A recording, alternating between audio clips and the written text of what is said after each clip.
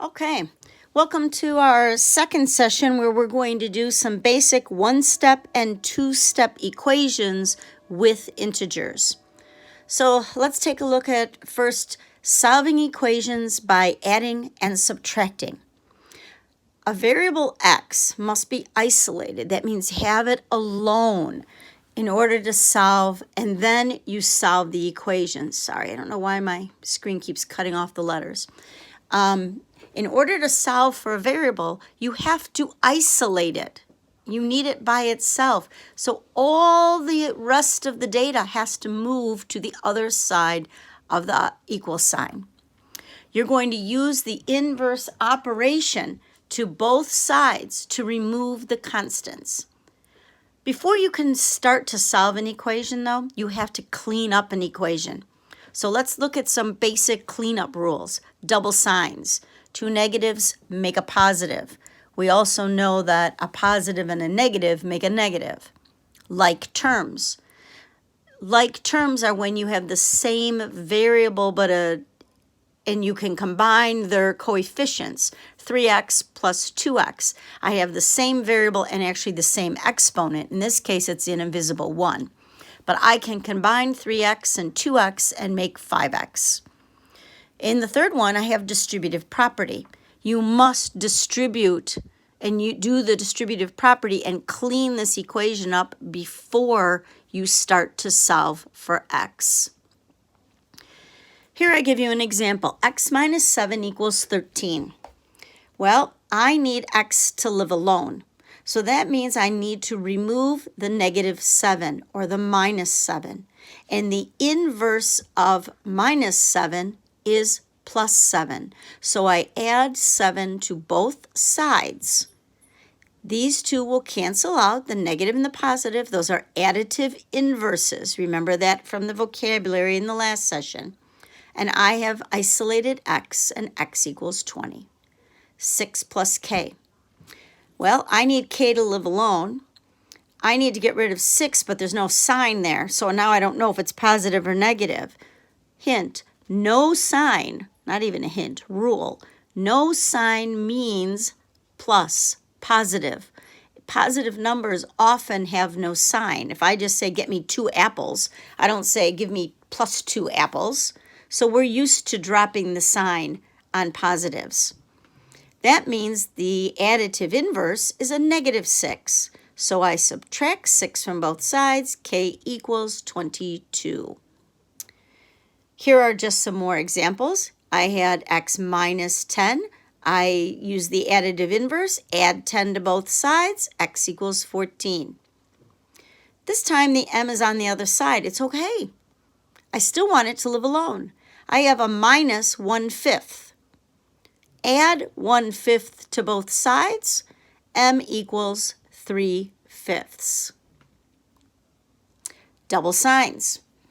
15 equals W plus a negative 14. I can't have double signs. I need to clean it up. A positive and a negative makes a negative. W minus 14. The additive inverse of negative 14 or minus 14 is plus 14.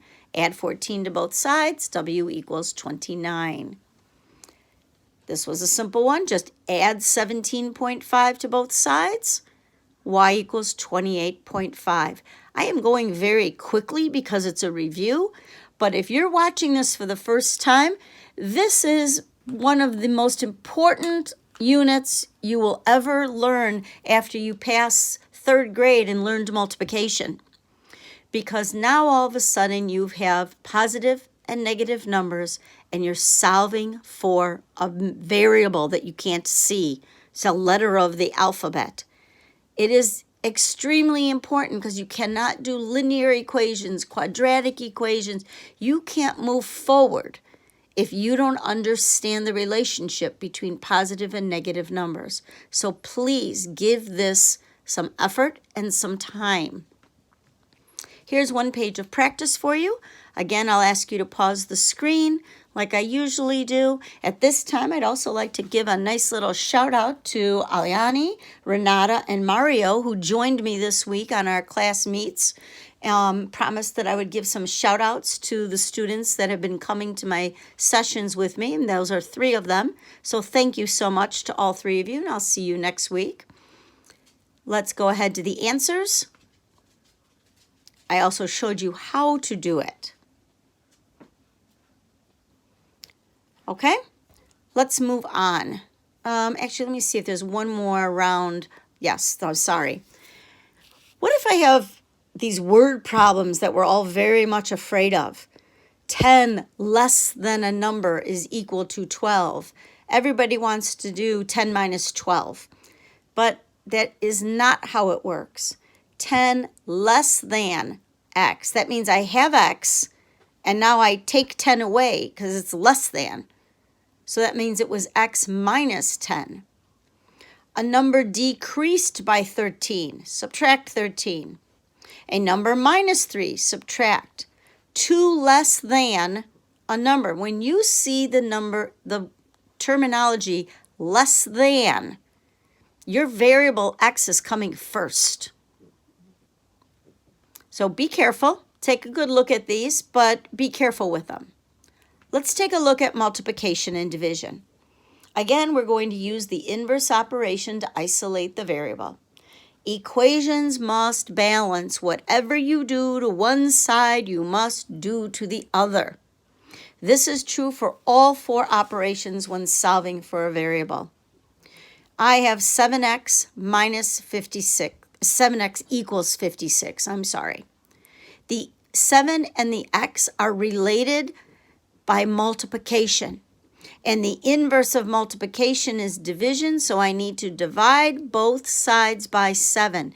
When we get to multiple steps, it's not going to be just divide both sides. Multiplication and division is divide or multiply every term. So here there are only 1 term on each side. Divide them both by 7, x equals 8. Review. Fractions are something that no one enjoys. We don't like division, we don't like subtraction, and we definitely don't like fractions. But let's just take a look at this. If I have a negative 7/8, I need you to understand that that negative sign could be with the numerator or the denominator. All 3 of these fractions are identical. Negative 7/8 times x. That is the same as negative 7x divided by 8 or 7x divided by negative 8. This is a really big deal. You need to understand that these are all the same. X also equals x over 1. We, of course, consider that the invisible denominator, the 1 in the denominator. You don't need it. I don't say I want 2 over 1 apples. I want 2 apples. I drop the over 1. But you do understand when you did fractions back in 4th grade, 5th grade, 6th grade, you knew that x over 1 equals x. So just keep it in mind, because what's happening here is this is 7/8 times x over 1. 7/8 divided by 2/3. Everyone should remember that you cannot divide fractions.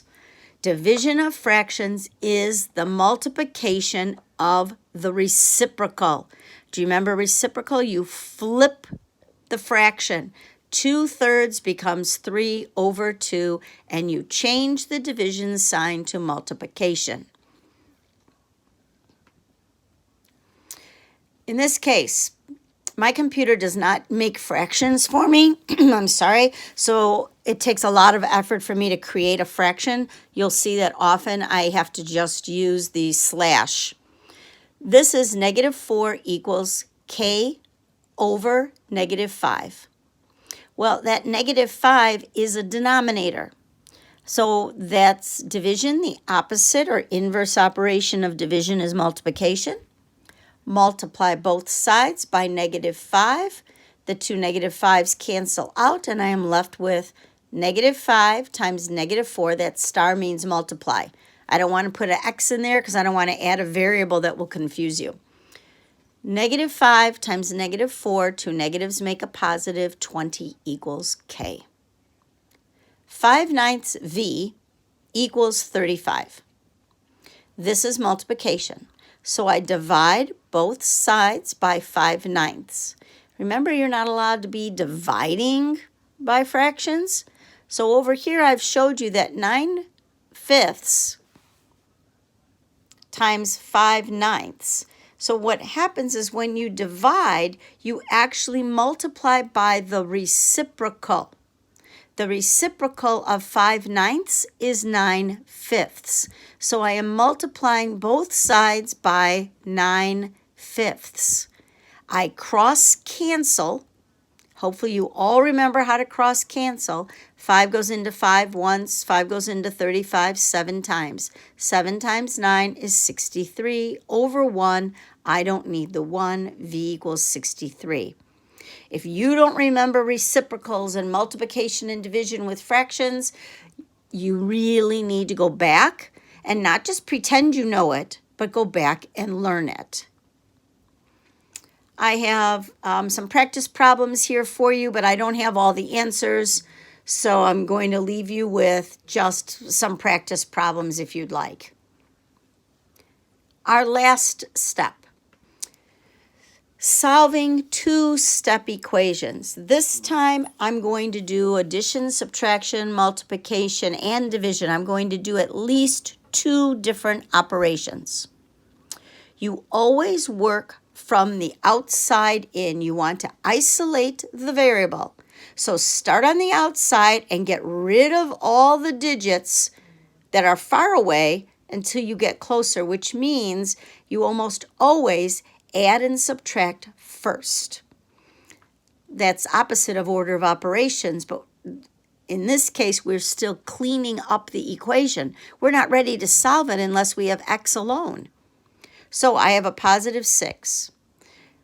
6 has to be eliminated. It's the farthest away. I subtract 6 from both sides. I get 4 equals negative 2x. Now I have a multiplication problem. I divide both sides by negative 2 so that x lives alone. Go slow and go back over this. 15 minus 3x. In this case, people always want to just add 3 to both sides. Okay, that is not correct at all because this is multiplication. That's a negative 3 multiplied by x. Get rid of the 15. Subtract 15 from both sides. Now you're ready to divide both sides by negative 3. Do not try to add 3 to both sides, which is the most common error we make. Here we go. Subtract 6 from both sides on the right. Now I'm left with m divided by 6. Inverse operation. Multiply both sides by 6. M equals 18. I have a fraction. I have a 4 as a denominator. Multiply both sides by 4. The 4's will cancel out on the left. Now I'm left with just r plus 7 equals 20. Subtract 7. R equals 13. If I was teaching this for the first time, I would be going so much slower. But for my class, this is review. We used to do 1 section a day. I'm doing 3 sections in one video right now. So please go back and re-watch the video. Same issue. Multiply by 8. They cancel out. I'm left with y minus 13. Add 13, y equals 125. Take a moment, pause the tape if you need to. Here I had lots of fractions. Again, nobody likes them. I'm going to show you 2 different ways to do this type of problem. I have here q over 15 minus 1/5. I could just add 1/5 to both sides, and I get q over 15 equals 4/5. How lucky that I had a common denominator. If I didn't have a common denominator, this was a bad choice. Now I can multiply both sides by 15. I can cross cancel the 5 and the 15, and I'm left with 4 times 3 is 12. Is this complicated? Yes. You need to take your time and you need to really look at this. Okay, brace yourself. What if instead of adding the 1/5, I did what I call how to eliminate a denominator. We hate denominators. We don't care for them. Sorry for that strong language. But we don't care for denominators. They make our life difficult. So how do I get rid of the denominators? All of them? I find the least common multiple. In this case, I take the largest denominator, 15. Does 5 go into 15 evenly? Yes, so it works. Multiply every term times 15. It's really 15 over 1. Cross cancel. 5 goes into 15 3 times, cross cancel. 5 goes into 15 3 times, cross cancel. Now multiply it cross. 1 times q is q. I have a negative here. This is minus 3 times 1 is 3 equals 3 times 3 is 9. Look at all the denominators are gone. If you would just multiply every term, whether it's a fraction or a whole number, by the common denominator, you can eliminate all fractions. That's it for today. So thanks very much. Sorry this went on a little bit long, but there's a lot of information for you to review. Talk to everyone later.